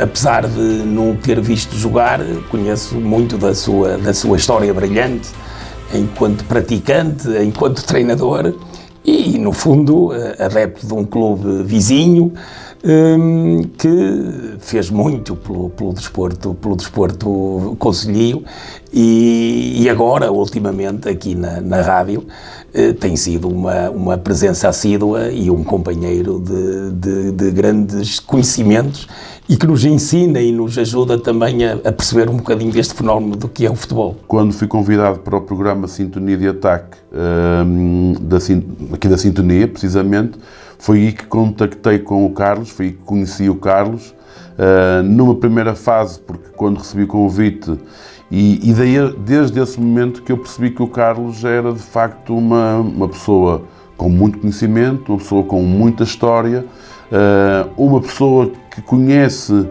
o futebol e a bola, e portanto aprendi muito com o Carlos nesses tempos, e o Carlos tem uma coisa que eu acho que é singular e que tem uma característica que eu acho que é inata e faz dele alguém muito, muito diferente, que é a sua dimensão intelectual e a sua dimensão humana. O Carlos tem esta simbiose de juntar tudo aquilo que é o seu conhecimento, tudo aquilo que é o seu gênio enquanto alguém que conhece e pensa futebol, respira futebol, e depois tem um lado humano que é extraordinário, porque é um homem de família, é um homem de afetos, é um homem de amizades, é um homem daquilo que eu conheço super leal, e isto não é fácil de encontrar no mundo do futebol. Não conheci o Carlos Silva enquanto jogador de futebol, nem para lá caminha, embora já não seja propriamente novo, mas não tenho sequer memória disso. Honestamente, acho que já nem tenho memória sequer de me lembrar do Carlos Silva como treinador, mas sem dúvida alguma, olhando ao que é o percurso do Carlos Silva, que nós sabemos, porque basta consultarmos, como é óbvio, sabemos que é uma pessoa no concelho que fica claramente marcado como sendo uma das pessoas que mais futebol viveu ao longo dos tempos, seja como jogador no União de Lamas, que é claramente a sua casa, não é só a casa de partida, é a sua verdadeira, permitam-me, quase que a sua primeira casa, mas que a casa dele acho que acaba por ser a sua primeira casa. E também como treinador, porque foi um homem que espalhou experiência um bocadinho por todo o concelho, e não só, mostrando ao longo deste tempo que eu tenho com ele, mostrando mestria. Eu posso estar mais ou menos de acordo com as suas opiniões, mas há uma coisa que eu garantidamente tenho que fazer cada vez que o ouço, que é calar-me, porque ele sabe claramente muito mais de futebol do que eu alguma vez vou saber, porque ele tem um saber acumulado, que por muito que nós possamos ler livros, possamos ver futebol, possamos ver o que quer que seja, não conseguimos, porque o tempo que ele teve dentro do balneário como jogador, o tempo que ele teve no balneário como treinador, mas também como pessoa que ama o desporto, eu acho que é quase inigualável. Portanto, perante tanta sapiência, perante tanto conhecimento, resta-me apenas e só ouvir, absorver e calar. A minha ligação com Carlos Silva nasce a partir do Sintonia de Ataque, foi uma feliz coincidência da vida, por conhecer uma das pessoas que mais admiro, não só no campo do futebol, mas também da vida. Tem sido uma ligação de mais de 10 anos que estamos juntos, e que não me revejo a fazer rádio neste momento sem o Carlos Silva. Portanto, a rádio uniu-nos, a rádio acabou por nos tornar uma amizade muito forte. Temos vivido muitos momentos fora da rádio também que nos marcam, que nos acompanharão para o resto da vida, da nossa longa vida, que teremos certamente juntos, e claramente é o nosso Carlos Silva, é assim que tratamos.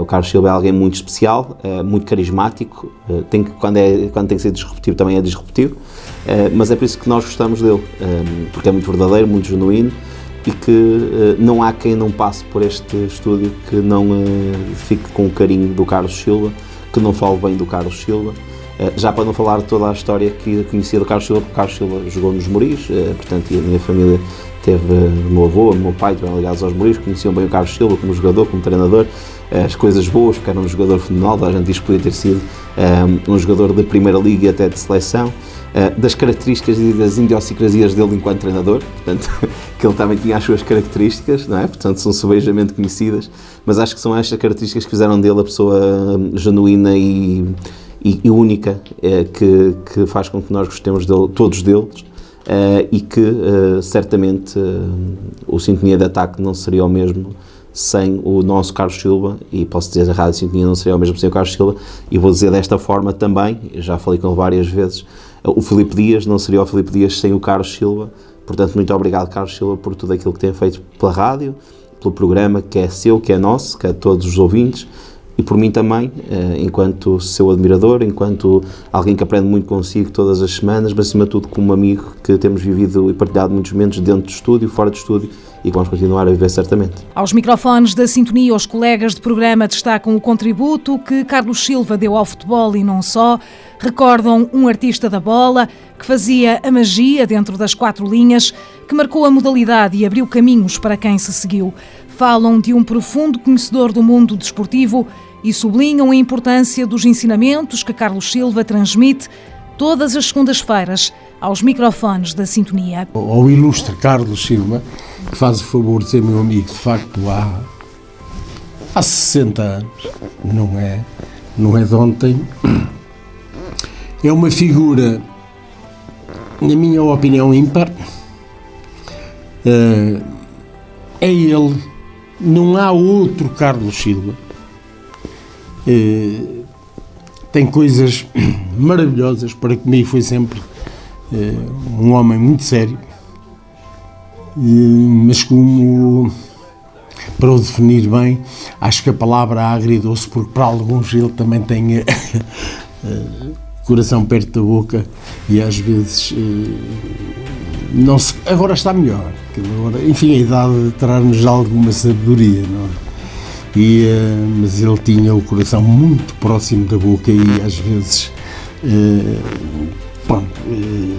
era agri, mas para mim foi sempre, portanto, doce, e eu respeito muito mesmo. Não vou dizer que é o meu melhor amigo, mas está, de facto, um dos meus melhores amigos. O Carlos Silva é, sem dúvida nenhuma, uma figura de cartaz, quer do nosso Conselho, quer do Distrito e até mesmo a nível nacional. Claro está que o Carlos Silva, um pouco como eu, foi aquele atleta e aquela pessoa que provavelmente nasceu cedo demais, porque as regras eram outras, os impedimentos eram outros, porque eu tenho, por aquilo que o pouco que ainda me recordo de o ver jogar e também daquilo que fui escutando de outras pessoas ligadas ao futebol, claro está que o Carlos Silva noutros tempos teria, sem dúvida nenhuma, provavelmente chegado a outros patamares. Claro está, temos que, as coisas são como são, temos que ficar orgulhosos do nosso passado e nesse aspecto o passado dele é fantástico e claro está, é um passado de facto duradouro, porque depois de jogador vem como treinador e há todo um saber que ele foi adquirindo e que foi passando e que é agora de certa forma também utilizado pelas redes sociais e até pelos novos jogadores e treinadores que estão a chegar, digamos, agora ao futebol. Aprende-se sempre com alguém que tem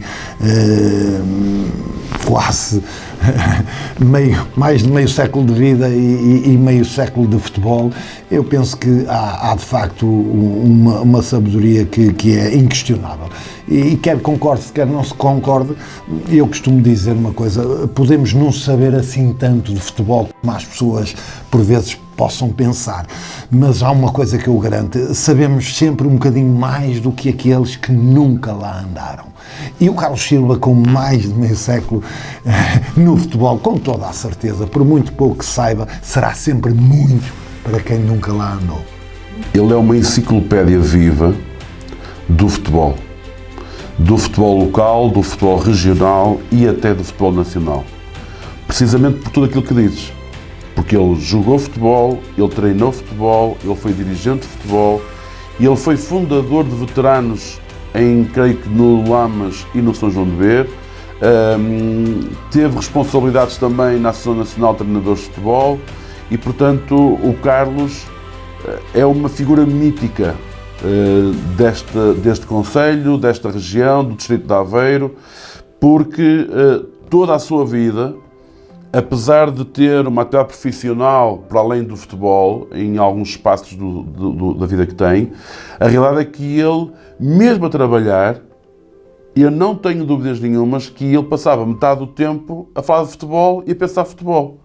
E, portanto, o Carlos tem um espólio imenso, porque, se é verdade que conheço o Carlos há pouco tempo, tenho tido o privilégio, a honra de me encontrar com o Carlos fora do estúdio, e vamos almoçar e vamos tomar café, por aquela dimensão humana que eu falava há bocadinho, que o Carlos tem. O Carlos,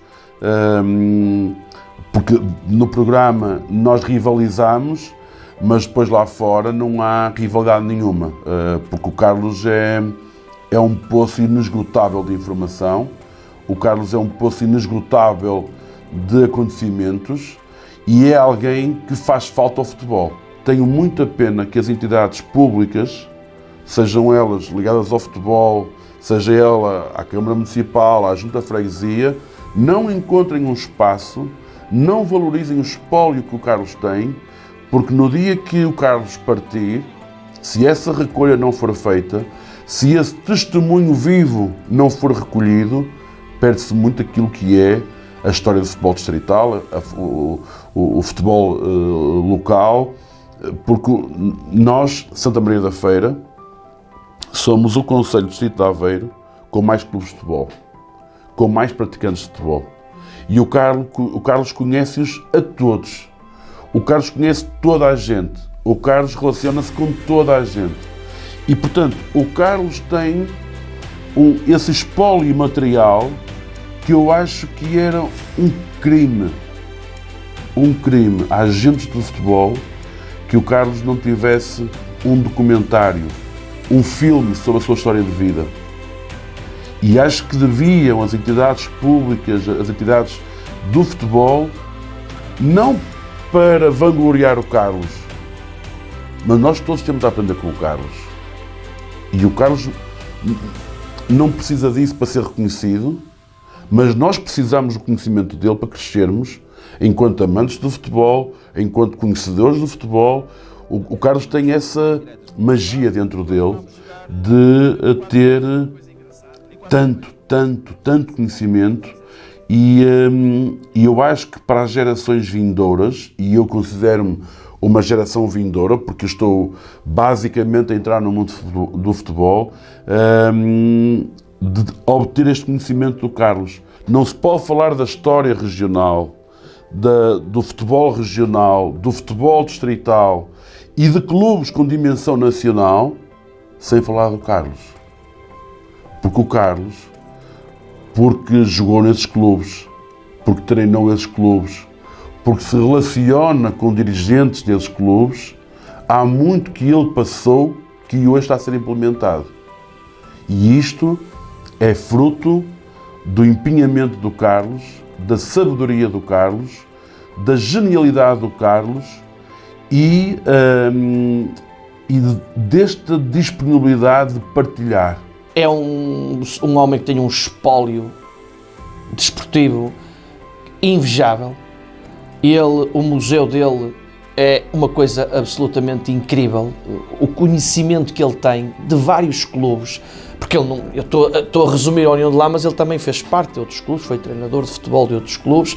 Eu vivi em São João de Ver e na altura ele foi treinador do Sporting Clube São João de Ver e eu era jogador da formação e também, curiosamente, me cruzei com o Sr. Carlos Silva dessa forma.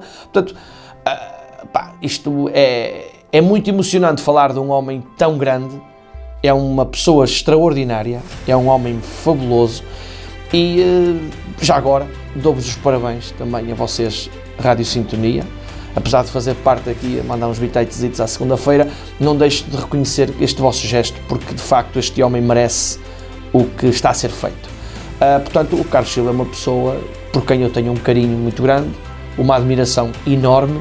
A única pena que tenho é não o ter visto jogar, mas nos veteranos, já numa fase muito terminal dele nos veteranos, e eu peço que ainda estou a ver, foi no campo do Arrifanense, partilho também essa história.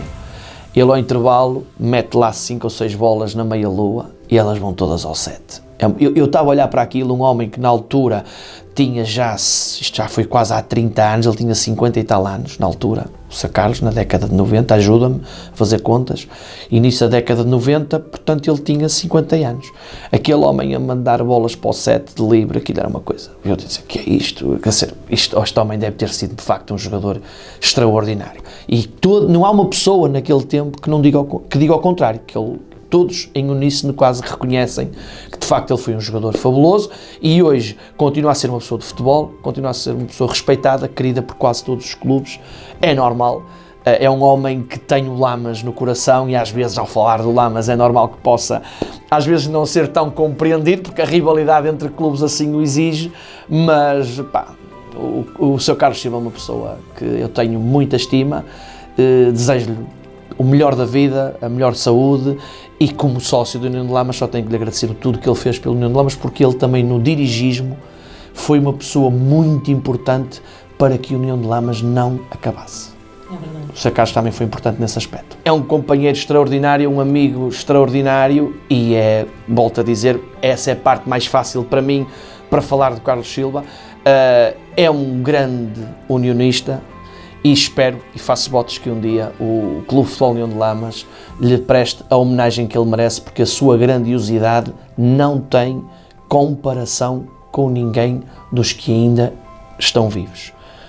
E mesmo com aqueles que já partiram, e paz à sua alma, a muitas pessoas da União de Lamas, grandes unionistas que já não estão entre nós, a lei da vida é mesmo assim, eu continuo a achar, porque sei a história do meu clube, sei o que é a União de Lamas e, a seguir ao comendador Henrique Amorim, não tenho dúvidas nenhumas que o Sr. Carlos Silva é a maior figura da história do Clube de Futebol União de Lamas. Por isso acho que já merece uma devida homenagem e eu não estou a fazer este pedido com crítica ou o que quer que seja, que não quero ser incompreendido. Acho é que o clube, os sócios deviam se unir para homenagearmos este homem porque é de uma grandiosidade sem paralelo. Eu acho que ele é um professor para todos nós, sinceramente, tem uma bagagem desportiva e de conhecimento que nós não temos, apesar de eu também já andar nisto há muitos anos, mas ele tem outros conhecimentos que nós, e neste caso eu, não tenho, mas é realmente um conhecedor, uma pessoa que aprecia o desporto, aprecia o futebol e sabe ter uma conversa e sabe explicar as coisas com algum detalhe que para mim é uma referência no concelho.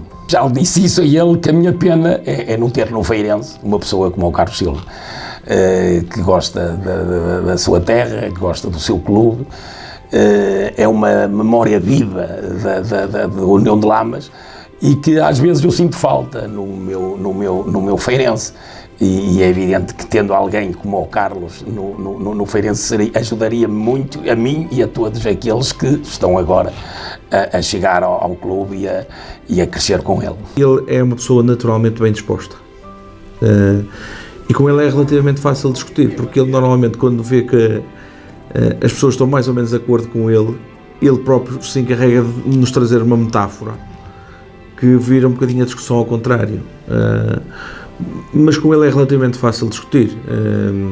É óbvio que não estamos sempre de acordo, nem podemos estar porque vivemos em tempos antagónicos. Naturalmente eu diria que há coisas que ele defende que eu dificilmente algum dia defenderei, não é? Como é óbvio. Por exemplo, ele defende intransigentemente o Sporting, dificilmente algum dia eu farei. Ele vive a União de Lamas, como eu naturalmente nunca irei viver a União de Lamas, mas ele também defende algumas coisas no futebol que não vão de encontro à minha ideia pessoal. Mas há uma coisa que ele sabe fazer, sabe ouvir, respeitar e tentar encontrar um caminho diferente. E isso lá está, vem da experiência acumulada que ele tem no futebol. Dá-nos uma visão, muitas das vezes diferente, por exemplo, que eu tenho, ou que o João tem, ou eu, ou o João Pinto, não tanto o Diniz também é de uma escola diferente da minha e do João, mas nomeadamente em relação a mim e ao João, eu e o João temos sensivelmente a mesma idade, dá-nos uma visão completamente diferente. E eu, por exemplo, eu reconheço que sou muito do número, sou uma pessoa que liga muito, por defeito pessoal e profissional, ligo muito à questão do valor e do orçamento, e ele sabe nesse aspecto destrinçar-se muito de mim, claramente. Mas acima de tudo uma pessoa que nos traz uma visão muito própria do que pode ser o futebol, visto por um prisma não só de quem viveu o futebol em tempo passado, mas de quem viveu o futebol de uma forma muito particular na bancada.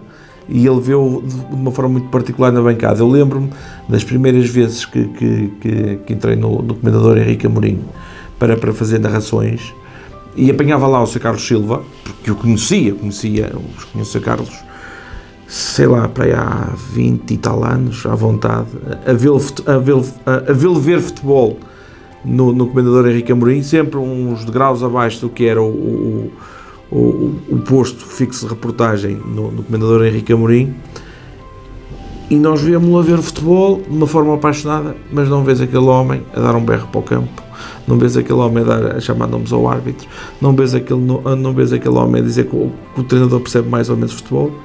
Vive o futebol, grita o golo se for preciso, mas de uma forma muito serena, mas sempre de uma forma muito bem apaixonada. O Carlos Silva traz várias dimensões ao programa. Uma das dimensões que o Carlos Silva traz, sem dúvida, é a preparação para o programa. É alguém que se prepara de forma meticulosa, que vai ao pormenor do pormenor, que está atento a todas as características, a todas as coisas que podem ser diferenciadoras ou diferenciadas.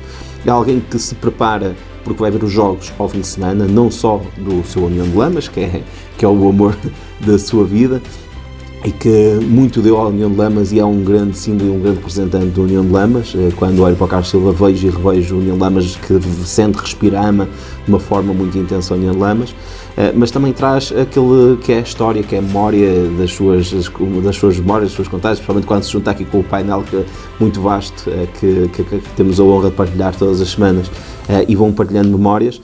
E muitas vezes também traz a característica também, e eu falava ainda há pouco da parte da disrupção. É alguém que não tem medo das palavras, que não tem medo de colocar o dedo na ferida, de ser verdadeiro consigo próprio.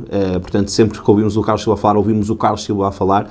É alguém que está, como dizia há pouco, vai ver os jogos, quer da Distrital, quer do seu União de Lamas, e que fala com várias pessoas para estar informado. Não é alguém que traz uma informação porque acha, por um palpite, por um achismo. Portanto, o Carlos Silva é alguém que percebe de futebol, por ter andado no meio de futebol, mas é alguém que, para além de trazer o passado, traz também o presente, porque é alguém que continua constantemente a querer informar-se, continua constantemente a querer formar-se, é alguém que está sempre presente em todas as ações, quer da Federação, quer da Associação Futebol de Aveiro, quer do Conselho de Santa Maria da Feira, do seu União de Lamas, e isto diz muito dele. É alguém que vive, respira futebol, que não consegue viver sem o futebol, e sinceramente eu acho que o futebol não consegue viver sem o Carlos Silva. E o nosso sintonia de ataque, sendo todos, e aqui uma palavra, aproveito este momento para agradecer a todos aqueles que já fizeram parte deste painel como membros fixos, os atuais craques do microfone, como eu costumo dizer, que fazem parte também do seu painel e dos outros painéis, de todos aqueles que ao longo destes anos têm vindo como convidados, e que sem eles não poderíamos fazer este programa, que chegamos a muitos e que esperemos que cada vez alcancemos mais. Portanto, também muito obrigado para todos aqueles que nos veem. Mas o Carlos Silva é o nosso Carlos Silva. Portanto, a sintonia de ataque tem muito de Carlos Silva por tudo aquilo que ele traz e também que ele bebe dos seus colegas. Também é importante dizer isso. Portanto, ele também acredito que cresce bastante, porque as pessoas que têm estado com ele neste painel, desde os mais antigos até aos mais recentes, como os do futuro que ainda vão vir, acabam por fazer crescer e por dar esta característica do nosso Carlos Silva, e digo muitas vezes o nosso porque é assim que toda a gente o trata. É o Carlos Silva, temos o lugar do Carlos Silva, portanto, neste momento estou a falar para si, Carlos Silva, que eu me trato por tu, para si, Carlos Silva, porque estamos a olhar para o lugar do Carlos Silva, que é característico. Muita gente vem cá e diz que este é o lugar do Carlos Silva, portanto, isso diz muito daquilo que é alguém que deixa a sua marca num programa, num desporto, numa região e nas pessoas, como deixou em mim. E o que fica por dizer nesta longa entrevista de vida, Carlos Silva fala sobretudo em gratidão e afirma, convicto, que na sua já longa jornada não há espaço para arrependimentos. A minha mensagem final vai para o Lamas, vai para os meus amigos, vai para um agradecimento muito sincero a vocês por se terem lembrado de mim. E isto é a prova evidente de que eu não estou a passar despercebido nesta vida e no mundo do desporto. E nunca tive uma entrevista tanto tempo como com vocês, e vai a minha palavra de agradecimento para a Sintonia Feirense, para os ouvintes, para aquelas pessoas que gostam de mim e para os que não gostam também. É sempre um gosto eu recebê-los aqui em minha casa. Tive pena de me ter esquecido de oferecer aqui um porto para vocês beberem, para levarem de minha casa alguma recordação, mas estou feliz, acredito nisto. Estou feliz por vocês terem vindo aqui e estou feliz por ser a pessoa que sou. Não me arrependo de nada que fiz até hoje. Acredito, não me arrependo de nada que fiz a nível de desporto, aquilo que faço aos meus amigos, aquilo que sou para os meus amigos e aquilo que proporciono aos meus amigos. Quem estiver comigo está sempre de bem com a vida. Acredito que Deus tem-me ajudado, mas eu também tenho feito para que Deus me ajude. Obrigado por estarem aqui.